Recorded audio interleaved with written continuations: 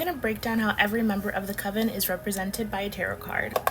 Okay, let's get started. Billy is absolutely the Tower card. Not only because it's depicted in this interpretation with a cute little blue crown, but also because when he has his reading with Lilia, she tells him the Tower reversed. The Tower can symbolize massive change in our lives that can sometimes be very dramatic and sometimes violent. It can often even spell disaster, but the silver lining is that after all that turmoil, you can either rise from the ashes as a phoenix, or you can choose inaction and let those ashes consume you. And for Billy, he's chosen to rise to the occasion and not let his past define him. I also think that those women on the card falling down from the tower are possibly members of the Salem 7 that he may or may not unalive.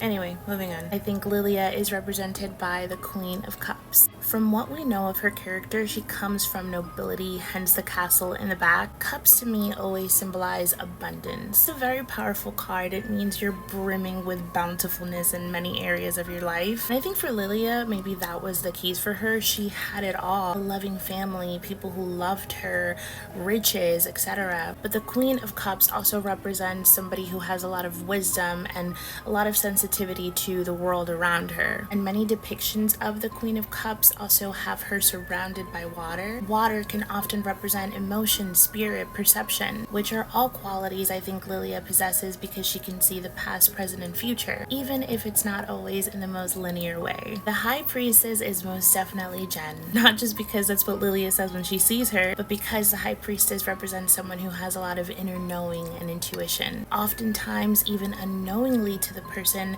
passed down through generations of strong women who acknowledge the need to preserve this wisdom to aid and empower generations to come. And just like Jen tells the Coven, she's an 11th generational root worker. Not gonna lie, I nearly cried when I heard that. Root workers are practitioners of hoodoo, spiritual and medicinal practices that originate from the intermingling of cultures during the African diaspora. These practices are rooted in so much history and were and still are so important to so many people. I also love when Agatha tells Jen that she left her alone all those years because even Agatha, being the greedy little witch that she is, knew that the work that Jen was doing was so important. The Three of Pentacles is Alice's card. Whenever I see the Three of Pentacles, I always think teamwork, like needing a sisterhood, a community, a coven, if you will, to help you unlock your highest potential. She was so stagnant, avoiding anything that had to do with her mother, anything that had to do with witchcraft, because she was traumatized by how her mother lived and died, which I absolutely do not blame her for.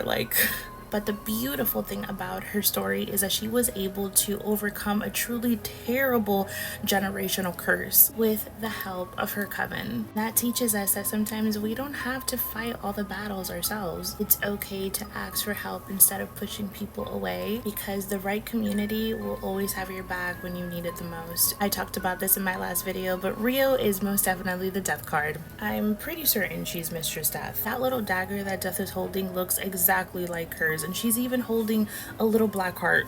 The Death card in tarot has always gotten such a bad rap, and personally I've always had kind of a soft spot for it. It can mean transformation, new beginnings, the death of something that needed to end for us to move on to bigger and better things. Death to me has never been inherently evil. Formidable, sure, but inevitable. Everything dies. It's the circle of life. It's what gives life meaning to know that there's an end. And even if our soul moves on, we're always continuously ending a chapter. And in a way that kind of brings me a lot of comfort, because it teaches us how to live in the now. And then there's Agatha. Where do I even begin with this one? Much like Agatha, the Three of Swords represents someone who's struggling with heartbreak, betrayal, mistrust, and pain that can often lead someone to soul search in dangerous places, like the Darkhold, for example. I think Agatha grew up in a really abusive household. Her mother, Evanora, made that very clear. The way that she said she should have never had her in the first place had me clutching my pearls. So I think Agatha grew up very lonely and misunderstood, and she sought to kind of like toughen herself up. Granted, the way she went about it was probably not the healthiest way to cope, but she did what she felt like she needed to do to survive. And survive she did, because tell me why Miss Ma'am was a survivor of the Titanic. Granted, I'm pretty sure she was the one who sunk it, but that's a topic for another day. This card represents a lot of inner turmoil that requires copious amounts of honesty to resolve. So best of luck to you, Ms. Harkness.